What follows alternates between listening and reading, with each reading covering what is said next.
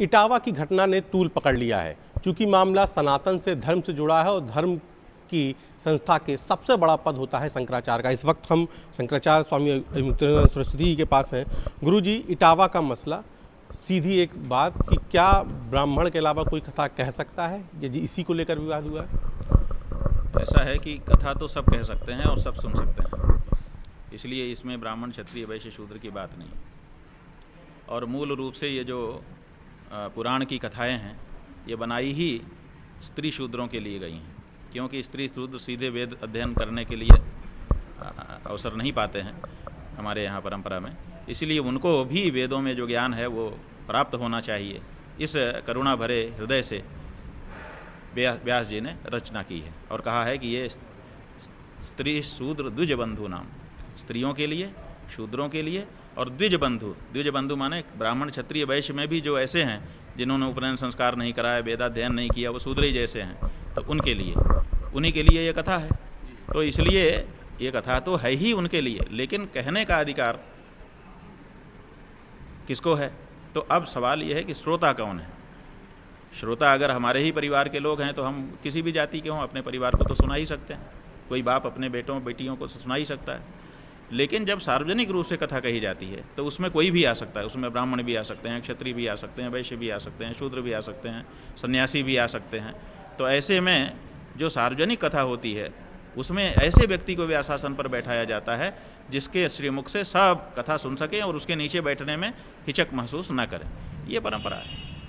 तो कहने का मतलब यही कि ब्राह्मण को ही कथा कहनी चाहिए, क्योंकि बेचू के प्रोफेसर ये कह रहे हैं कि ब्राह्मण में वो अंश होता है और उसके पास एक संस्कार होता है, तो ऐसे में कथा ब्राह्मण क्यों नहीं? आप सत्यनारायण भगवान कथा के लिए भी किसी को भी जाति से बुला लेते हैं, तब आपको ब्राह्मण चाहिए, बटुक चाहिए? नहीं, ऐसा है कि बुलाने वाले तो देखिए दूसरी जाति के लोगों को भी बुला ही रहे हैं। अपने देश में एक आंदोलन अंदर ही अंदर, जैसे सरस्वती गंगा यमुना की तरह बाहर नहीं बह रही है, सरस्वती अंदर अंदर बह रही है ना, ऐसे ही अपने देश में एक धारा ये भी बह रही है कि ब्राह्मणेतर जो हैं उनको भी पुरोहित बना करके उनको पुजारी बनाया जा रहा है बहुत पैमाने पर, और बहुत पैमाने पर कथावाचक और दूसरे कामों में लगाया जा रहा है, और वो लगे हुए हैं, लोग बुला रहे हैं, ऐसी कोई बात नहीं है। लेकिन जो हमारे यहाँ स्थापित परंपरा है, मर्यादा है, वो ये है कि ऐसे व्यक्ति को आसन पर बैठाओ जिसके नीचे बैठने में और उससे सुनने में हमको हिचक ना हो, और वो विद्वान होना चाहिए और निष्प्रिय होना चाहिए। कण लोभ उसके अंदर, माने अर्थ का लोभ उसके अंदर नहीं होना चाहिए, नहीं तो कथा का सार चला जाता है।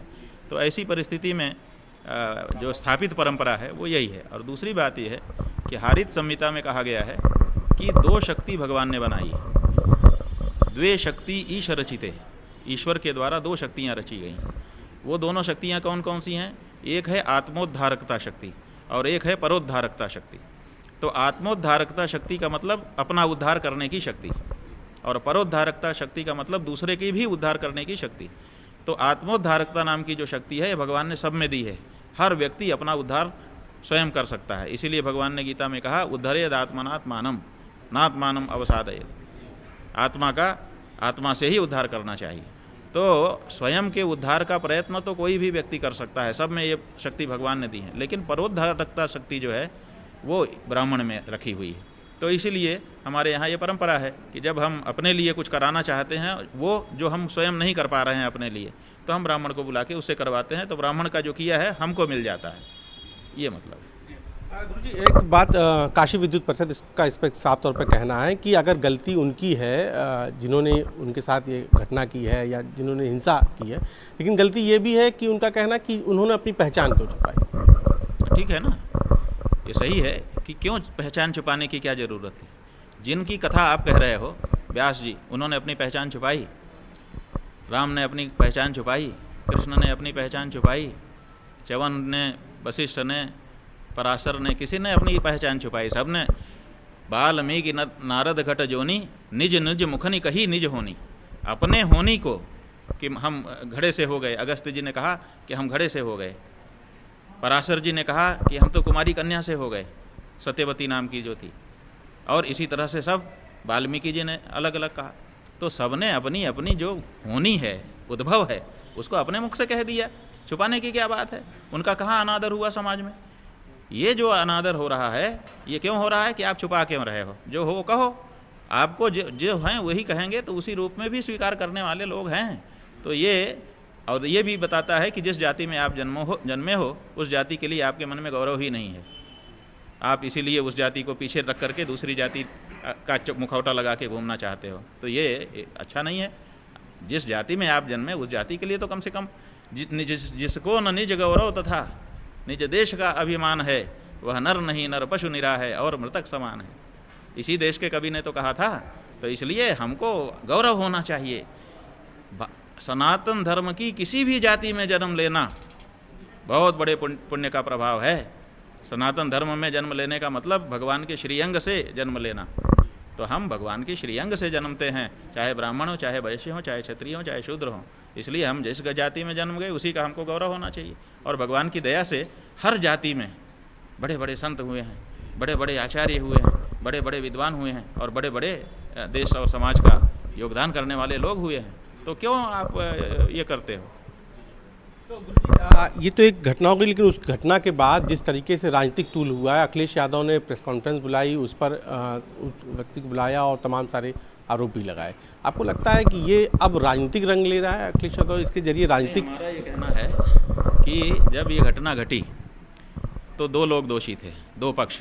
एक पक्ष वो था जो अपनी जाति छुपा करके वहाँ पे पहुँच गया था और कथा आदि कह रहा था, और दूसरा पक्ष वो दोषी हो गया जिसने उनकी जाति के बारे में स्पष्टता होने पर कानून को अपने हाथ में लेकर के उनका अपमान किया। अरे तुमने खुद बुलाया था, तुम अपमान करने के, देखिए हम किसी को बुला लें, जब हमने खुद बुलाया है तो बुला करके अपमानित करना ठीक नहीं होता। तो भैया हमने सम्मान से बुलाया है, कह देते कि भैया हम नहीं सुन पाएंगे, आप सम्मान से जाइए, एक दिन की दक्षिणा लीजिए, पधारिए, ये कर सकते थे। ज़्यादा नहीं हो, अगर ज़्यादा ही था तो FIR कर सकते थे कि ये धोखाधड़ी कर सकते हैं, जो भारत की नई संहिता बनी है उसके अनुसार धारा लग जाती। लेकिन उन्होंने ये नहीं किया, तो वो पक्ष भी दोषी हो गया मारपीट करने के कारण और अपमान करने के कारण। किसी के जाति का अपमान नहीं करना चाहिए, हर जाति अपनी अपनी जगह। तुम ब्राह्मण हो, तुम श्रेष्ठ हो तो ब्राह्मण के लिए श्रेष्ठ हो, लेकिन जो यादव है वो यादव की दृष्टि से श्रेष्ठ है, क्योंकि उसके भी अपना इतिहास है, उसकी भी अपनी खास बातें हैं। यदु तो उसी कुल में हुए जिनके कुल में भगवान ने अवतार धारण किया। जाटव जो हैं उनके यहाँ भी एक से एक महापुरुष हुए हैं। तो कोई जाति यहाँ छोटी नहीं है। जब हम किसी जाति में होते हैं ना, तो हमारे यहाँ जब हम अपनी जात में बैठते हैं तो लोग चर्चा करते हैं कि तुम्हारी जात से अच्छी कोई जात नहीं है। लेकिन जब हम बाहर जाके दूसरे की सुनते हैं तो वो कहता है हमारी जात से बड़ी कोई जात नहीं है। ब्राह्मणों में भी यही हालत है। ब्राह्मण कई तरह के हैं, लेकिन जिस हमारे गुरु जी कहते थे कि हम जिस ब्राह्मण घर में जन्मे, हम जब घर में थे तो हमको लगता था हम सबसे श्रेष्ठ ब्राह्मण हैं, लेकिन जब बाहर निकले तो हमको पता चला कि एक से एक श्रेष्ठ ब्राह्मण है। कोई भी ब्राह्मण जाति अपने को नीचे तो मानती ही नहीं है, वो अपने आप को श्रेष्ठ ही मानती है। कान्यकुब्ज के पास पहुँचोगे कहेगा कान्यकुब्ज सबसे बड़े, सरजूपारी के पास बैठोगे कहेगा सरजूपारी से बड़ा तो कोई है ही नहीं। यही हालत है ना। तो यहाँ हर व्यक्ति को अपनी जाति का अभिमान है और ये होना भी चाहिए। यही तो आनंद है कि हर व्यक्ति एक एक जाति में है और उस जाति के अनुसार उसका समाज बना हुआ है, और हर जाति में अभिमान करने के लिए बहुत सारे कारण हैं। तो आपको क्या ज़रूरत पड़ गई कि अपनी जाति छिपा रहे? तो एक जाति छिपाने का दोषी, एक जाति पता चलने पर उसका अपमान करने का दोषी, और तीसरा ये भी दोषी हो गए कि ये इसमें राजनीति करने लग गए। अरे कोई घटना घट गई थी तो आपको उस पर राजनीतिक लाभ लेने की क्या ज़रूरत है? तो ये राजनीतिक लाभ लेने लग गए। तो राजनीति के लोभ में भले समाज बट जाए, हमको राजनीतिक लाभ होना चाहिए, ये जो आकांक्षा है ये भी अच्छी नहीं। आपने वीडियो देखे ही होंगे, और जैसा कि जानकारी भी आ रही कि पहले वो बहुत कथा कहते थे, बाद में राम कथा कहने लगे।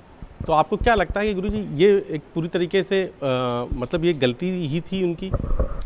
गलती थी या सही थी, ये तो विवेचना मत करो। हम तो कहते हैं कि वो जो ब्राह्मणों का गांव था, उन ब्राह्मण के गांव के लोगों को इनका स्वागत करना चाहिए था। ठीक है, बड़ा स्वागत करते। किस बात के लिए? कि देखो बुद्ध कथा से आया हुआ व्यक्ति अब राम कथा कह रहा है। आज क्या हो रहा है कि राजनीतिक लोग राम कृष्ण से बुद्ध की ओर ले जा रहे हैं, और वहाँ बुद्ध की ओर से राम की ओर आया हुआ व्यक्ति था वो, तो उसका तो माहौल बनाना चाहिए था। ये देखिए कितने अच्छे हैं, बुद्ध कथा कह रहे थे लेकिन तृप्ति नहीं हुई, अब राम कथा कह करके इनका जीवन संवर रहा है, इसलिए राम कथा में आइए। राम को छोड़ के बुद्ध की तरफ जा रहे हैं जो लोग, उनको ये देख लेने की ज़रूरत है। ये कह के फ़ायदा तो उठा सकते थे, लेकिन वो फ़ायदा ना उठा करके उल्टा ही कर दिए।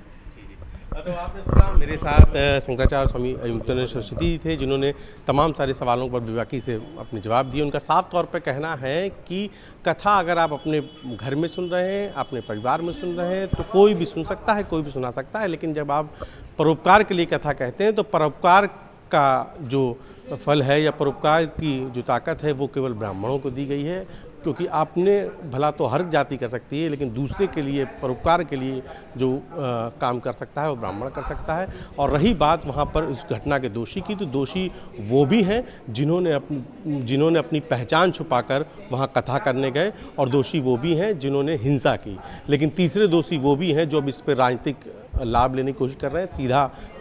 सीधा सवाल अखिलेश यादव से था। जिस तरीके से उन्होंने इस पूरी घटना पर प्रेस कॉन्फ्रेंस के जरिए सवाल उठाए, तो उनका कहना था कि हर चीज़ घटना का राजनीतिक लाभ नहीं लेना चाहिए। कैमरा पंकज सिन्हा के साथ उपेंद्र द्विवेदी, न्यूज़ 18 वाराणसी।